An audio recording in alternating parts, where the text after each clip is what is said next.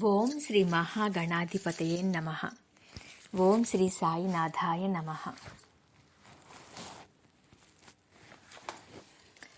శ్రీ షిరిడి సాయినాథ భాగవతంలో ఈరోజు ధూమలను రాత్రింబవళ్లు రక్షించేవారు సాయిబాబా. ఒకమారు ప్లేగు వ్యాధి ధూమలు ఉంటున్న నాసిక్లోని ప్రాంతమంతా వ్యాపించి ధూమల్ 2 ఇళ్ళు మారాడు.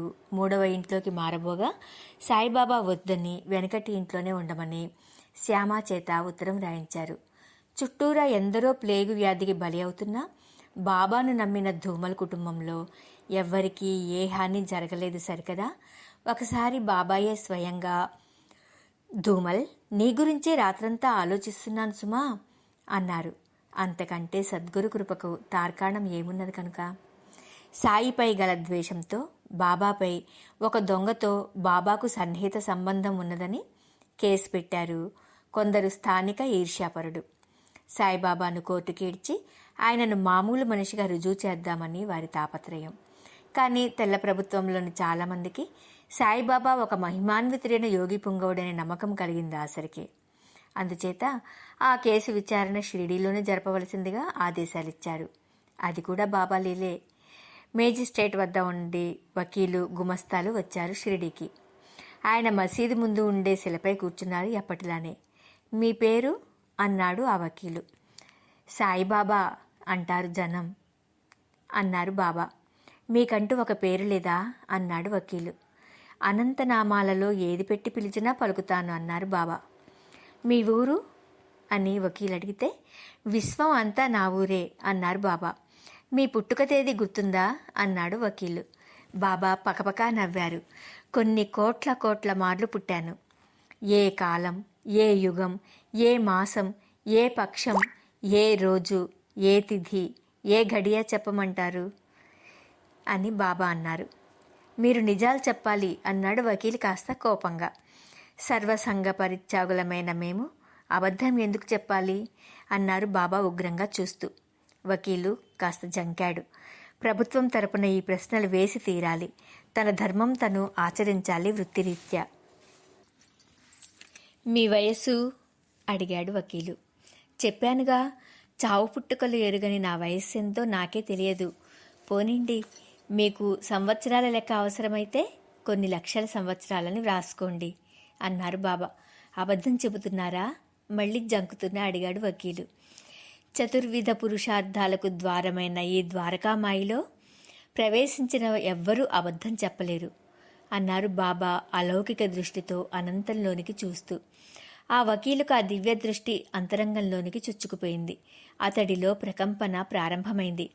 పోనీ ఈ ఒక్క మాట చెప్పండి, దొంగతో మీకు సన్నిహిత సంబంధం ఉన్నదా? అతడు దొంగిలించిన వస్తువులు పట్టుబడ్డాయి. అవి మీరు ఇచ్చాడంటున్నాడతను అన్నాడు వకీలు. సాయిబాబా నవ్వారు వెన్నెల త్రుళ్ళిపడినట్లు. ఒక దొంగే ఏమిటి? వ్యభిచారులు, త్రాగుబోతులు, వదరుబోతులు, దొంగ వ్యాపారులు, వడ్డీ వ్యాపారులు, జోదరులు, సప్తవ్యసనపరులు, ఈర్ష్యాళువులు, అసూయాపరులు, కామ క్రోధాది అరిషడ్వర్గాలు తమలో నింపుకుని ఉన్నవారు అందరూ నా వద్దకు వస్తారు. వారందరితో నాకు సన్నిహిత సంబంధాలు ఉన్నాయి. మరికొందరు మహాత్ములు, విరాగులు, యోగులు వస్తారు. వారితోనూ నాకు అదే విధమైన సన్నిహిత సంబంధాలు ఉన్నాయి. వారందరిలో మార్పు తేవాలని, మానవత్వం నింపాలని, కులాతీత మతాతీతమైన సౌభ్రాతృత్వం నెలకొల్పాలని నేను వారిలో చాలామందికి ఊది ఇస్తాను, శివలింగాలిస్తాను, పారాయణ గ్రంథాలిస్తాను. వండుకోవడానికి లేని వారికి నాకు భక్తులు కానుకగా ఇచ్చిన పాత్రలిస్తాను. నాకు భక్తులు సమర్పించిన వస్త్రాలిస్తాను, దక్షిణ డబ్బులు ఇస్తాను, భిక్షాన్నం ఇస్తాను, ఒక్కొక్క మారు తిట్లు ఇస్తాను, తన్నులు ఇస్తాను, రాళ్లతో దెబ్బలు ఇస్తాను. వారి వారి మానసిక అర్హతలను బట్టి వారు ఆ వస్తువులను ఉపయోగించుకుంటారు లేదా దుర్వినియోగం చేసుకుంటారు. మీరు చెబుతున్న ఆ దొంగకు నేనే సందర్భంలో ఏమిచ్చానో, నేను ఏమి ఇచ్చానని అతడు చెబుతున్నాడో అవి నేనే ఇచ్చి ఉంటాను. అతడు అలా చెబుతుంటే, పుచ్చుకున్నవాడే చెబుతుంటే ఇచ్చినవాడు మర్చిపోయినప్పటికీ వాడి మాటే నిజం అన్నారు బాబా అలౌకిక దృష్టితో విశ్వాంతరాళాలలోనికి చూస్తూ. ఆ వకీలుతో పాటు ఆయనపై అభియోగం చేసిన వ్యక్తులు నిర్ఘాంతపోయారు. ఎందుచేతంటే బాబా పలికిన పలుకులలో ఎంత లోతైన వేదాంతార్థముందో అందరి హృదయాలకు అర్థమైంది. భగవంతుడు సమానంగా ప్రసాదిస్తున్నాడు అందరికీ అన్నీ. ఆ మహాసాగరంలో తమ చేతులతో, దోసిళ్లతో, పాత్రలతో, గంగాళాలతో, కాలువలతో, ప్రాజెక్టులతో తమకు అర్హత ఉన్నంత, అందినంత అందుకుంటారు. అదే అనుభవిస్తారు. 88 కోట్ల జీవరాశులు ఉన్నట్లే 88 కోట్ల నరకాలు ఉన్నాయంటారు మహర్షులు తమ తమ అనుభవ పాఠాలతో వ్రాసిన మహాగ్రంథాలలో. చీమగా పుట్టే జీవి చీమగా, దోమగా పుట్టే జీవి దోమగా, పందిగా, కుక్కగా, నక్కగా, పక్షులుగా, పశువులుగా, క్రిమి కీటకాలుగా, మనుషులుగా, ప్రకృతిలోని కొండలు, బండలు, పుట్టలు, చెట్లు, లతలు, ముళ్ళ చెట్లు, ఇలా జడ చైతన్యమైన సర్వజీవరాశులు, వాటి వాటి ఆహారాలు, వాటి వాటికి విధించబడిన శిక్షలు సర్వం ఆ 80 కోట్ల నరకాలలోనూ వర్ణించారా మహర్షులు. అవన్నీ చదివి అర్థం చేసుకునే తీరిక, ఓపిక ఎవరికున్నది? ఏ ప్రాణికి ఆ ప్రాణి ప్రత్యేకం, దాని ప్రపంచం ప్రత్యేకం, దాని శిక్షలు, కక్షలు, పరీక్షలు, సమీక్షలు ప్రత్యేకం, ఆలోచనలు, ఆచరణలు ప్రత్యేకం, ఆవేదనలు, ఆర్తులు ప్రత్యేకం. అందుచేత అనేక కోటి బ్రహ్మాండి జనని అని కీర్తిస్తారు జగన్మాతను. అనేక కోటి బ్రహ్మాండ నాయక అంటూ స్తుతిస్తారు భగవంతుణ్ణి. కొండంత వేదాంత సారాన్ని చిన్న చిన్న మాటల్లో చెప్పారు సాయిబాబా స్పష్టంగా. వకీలు నమస్కరించాడు. బాబా సెలవు. ఆ అభియోగం కొట్టివేశారు.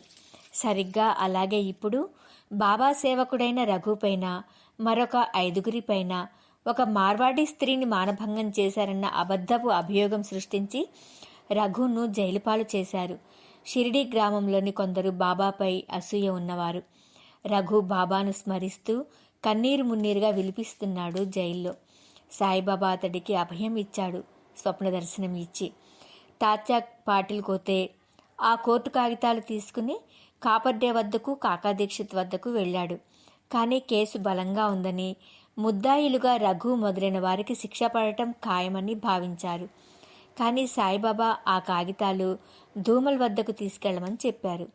తాత్యా పాటిల్ కోతేకి ఆఫీసర్ల వద్ద మంచి పలుకుబడి ఉండేది. సాటే కూడా అది నెగ్గదన్నాడు. ధూమల్ అవి పరిశీలించి ఈ కేసు ఎలాగూ నెగ్గదని భావించాడు. కానీ సాయిబాబా, నీ పని నీవు, నేను చెప్పినట్లు చేయి ధూమల్, ఫలితం నాకు వదిలిపెట్టు అని ఆదేశించారు. ధూమల్కిక తప్పలేదు. ధూమల్ను బావు అని పిలిచేవారు బాబా, అంటే తమ్ముడు అని. ఆ కాగితాలు తీసుకుని అయిష్టంగానే అహ్మద్నగర్లో జిల్లా మేజిస్ట్రేట్ వద్దకు వెళ్ళాడు ధూమల్. నిజానికి ఆయన వినిపించుకుంటాడని కూడా భావించలేదు ధూమల్. అలాంటిది ఆ మేజిస్ట్రేటు ధూమల్ను సాదరంగా ఆహ్వానించాడు. ఆ కేసు వివరాలు చెప్పమని అడిగాడు. ధూమల్ ఇలా చెప్పాడు. యువరానర్, కేవలం గ్రామ తగాదాలలోని కక్షల వల్ల కొందరు 2 వర్గాలుగా చీలిపోయారు. బాబా చేసే ప్రతి పనిని వ్యతిరేకించేవారు, బాబా భక్తులపై కావాలని బురద జల్లేవారు కొందరున్నారు. వారు ఈ 5గురిపై అబద్ధపు కేసు బనాయించారు. ఆ మార్వాడీ స్త్రీపై వీరెవరూ అత్యాచారం జరపలేదు. ఇది నిజం అన్నాడు కాగితాలు ఆయన ముందు పెడుతూ. మేజిస్ట్రేట్ ఆ కాగితాల వైపు చూడలేదు. ధూమల్ కోటు జేబులో అనుకోకుండా పెట్టుకువచ్చిన చిన్న సైజ్ బాబా ఫోటో నడుం వరకు కనిపిస్తోంది. ఆ ఫోటో వైపు చూస్తున్నాడు. ఆ క్షణంలో ఆ మేజిస్ట్రేట్ కళ్ళలోనికి, మెదడులోనికి ఏ దివ్య దర్శనం, ఏ దివ్యశక్తి ప్రవేశించిందో తెలియదు. అతడు ఆ కాగితాలను చూడనేనా లేదు. వెనకటి కేసు ఫైల్ తెప్పించుకోనూ లేదు. మీ మాటలే నేను విశ్వసిస్తున్నాను. వాళ్లంతా నిర్దోషులు. 6 నెలల కఠిన కారాగారపు శిక్ష తొలగిస్తూ వారిని విడుదల చేస్తూ ఇప్పుడే ఆర్డర్ వేస్తున్నాను. మీరు వారిని విడిపించుకు వెళ్ళండి. ఆ అబద్ధపు కేసు పెట్టిన వారిపై పరువు నష్టం దావా వేయండి అన్నాడు. అంటూనే ఆర్డర్ కాగితం రాసిచ్చాడు. ఆ సాయంత్రం వారందరూ విడుదలయ్యారు. రఘు ధూమల్ పాదాలకు నమస్కరించాడు కృతజ్ఞతతో. ధూమల్ నవ్వాడు. నిజానికి నేను చేసిందేమీ లేదు.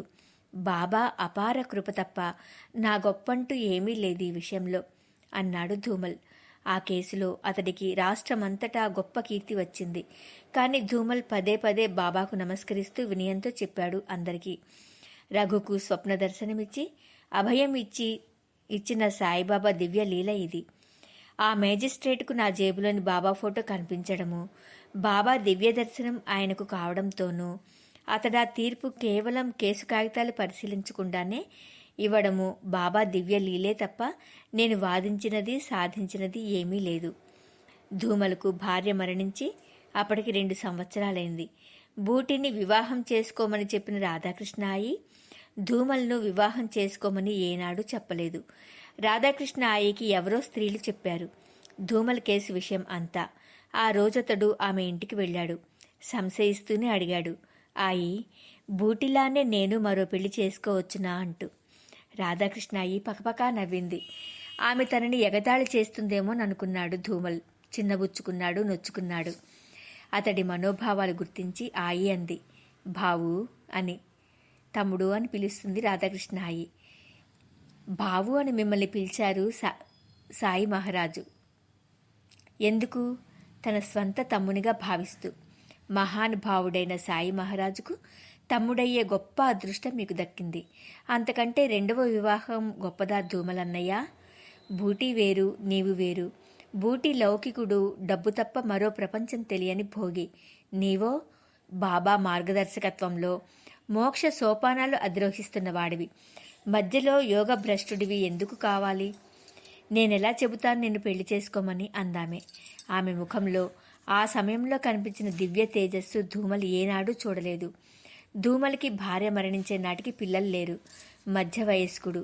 అందుచేత నాగపూర్లో న్యాయవాదిగా మంచి పేరున్న రావు బహద్దూర్ బాపురావు తన కుమార్తెను ధూమల్కిద్దామని పదే పదే ఒత్తిడి చేసాగాడు. ఇక ఆ ఒత్తిడి భరించలేక సాయిబాబా అనుమతి ఇస్తే గాని వివాహానికి అంగీకరించనన్నాడు ధూమల్. రావు బహద్దూర్ బాపురావు అదే పనిగా షిరిడీ వచ్చి సాయిబాబాను తన కుమార్తెను ధూమల్కిచ్చి వివాహం చేస్తానని అనుమతించమని కోరాడు. సాయిబాబా 1-2 మార్లు వద్దని చెప్పారు. బాపురావు మరలా అడిగితే ఉగ్రులై, అరే సైతాన్, నీ కుమార్తె సన్యాసినిగా మిగిలిపోవాలని కోరుకుంటున్నావా? అయితే ధూమల్కిచ్చి ఒక పెద్ద తాడు పెట్టి కట్టెయ్యి అన్నారు. బాపురావు భయపడ్డాడు. అప్పుడే ధూమల్ వచ్చాడు. బావు, నిన్ను నేను ఆకాశంపైకి ఎక్కించాలని చూస్తున్నాను. నిన్నీ బాపురావు పాతాళంలోనికి నెట్టివేయాలని చూస్తున్నాడు. నీకేది ఇష్టమో చెప్పు అన్నారు బాబా. మీ మాటే నాకు వేదవాక్కు బాబా అన్నాడు ధూమల్. అయితే చెబుతాను విను. ఈ ప్రపంచంలో నీకు కావలసినది 6 అడుగుల చోటు. అది నీకోసం ఉండనే ఉంటుంది, ఎప్పుడైనా సరే, ఎక్కడైనా సరే. నీకిన్నేళ్లు దక్షిణ ఇస్తూ వచ్చాను. 10, 20, 30, 100 అలా. అవి ఖర్చు చేయవద్దని చెప్పాను. ఎందుకో తెలుసా? దదాతి ప్రతిగృహ్ణాతి. ఇస్తాను, తీసుకుంటాను, రెండూ నేనే. ఒక మారు నా వద్ద లేకపోతే బూటీ వద్ద 30 రూపాయలు అడిగి తీసుకుని మరీ నీకిచ్చాను. మరోమారు బూటీ నుండి 30 రూపాయలు తీసుకుని అవి నా 2 చేతుల్లో గలగల్లాడించి నీకు సగం అంటే 15, బూటీకి 15 రూపాయలు ఇచ్చాను. ఎందుకో తెలుసా అంటూ ఆగారు బాబా. ధూమల్ తల అడ్డంగా ఊపుతూ అన్నాడు, తెలియదు బాబా, నిజాయితీగా అన్నాడు ధూమల్ ఈ మాట. అవును, మీకెవరికీ అర్థం కాదు. నీకిచ్చిన దక్షిణలన్నీ ఖర్చు చేయవద్దన్నాను. ఎందుకో తెలుసా? అందులో నీ 30 తరాల సుకృతాల రాసులను ప్రోది చేసి ఇచ్చాను. నీ జన్మాంతరాల పాపాలను ప్రక్షాళనం చేశాను. ఆ గలగలలాడించి ఇచ్చిన డబ్బేమిటో తెలుసా? నిన్ను పునీతుణ్ణి చేసి ఇచ్చిన ప్రసాదం. బూటీకిచ్చినది అంతే. భగవంతుణ్ణి ఆ డబ్బులాగే భద్రంగా నీ హృదయమనే ఇన్నపెట్టెలో దాచుకోవాలి ధూమల్. ఒక సూఫీ తత్వం చెప్పనా ధూమల్? దాని అర్థం ఏమిటో విను. 7వ స్వర్గంలో భగవంతుని సింహాసనం ఉంటుంది. ఆ 7వ స్వర్గం మానవ హృదయంలో ఉంటుంది. ధూమల్ లౌకికమైన డబ్బు పాతర వేయాలని, అది తమకు పుట్టిన సంతానం, వారి సంతానం ఇలా తమ వారే అనుభవించాలని స్వార్థం ఉన్నవారికి బంధాలు, అనుబంధాలు, తల వెంట్రుకలన్నీ ఉంటాయి. నీకవన్నీ వద్దు అన్నారు బాబా. ధూమల్ ఇక తన వివాహ ప్రసక్తి తీసుకురాలేదు. ఆ ఊహ కూడా తొలగించుకున్నాడు. బాపురావు ఇక తన కుమార్తెను ధూమల్కిచ్చి వివాహం చేసే ఆలోచన విరమించుకుని వెళ్ళిపోయాడు.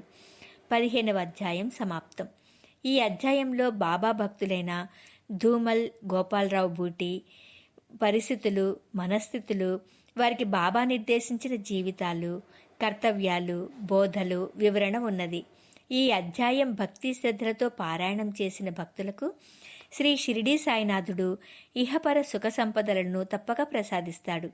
ఆలస్యం ఎందుకు? పారాయణం చేద్దాం, పదండి ముందుకు. ఓం నమః శివాయ. ఓం శ్రీ షిరిడీ సాయినాథాయ నమః.